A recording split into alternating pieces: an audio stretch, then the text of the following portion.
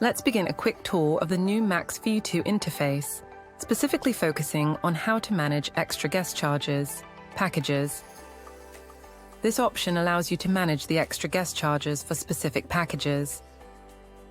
Let's start by going to the Booking Engine option from the side menu. Click on Menu.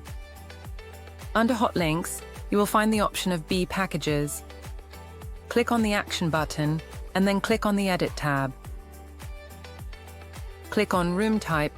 Click on the person symbol under the Extra Guest option.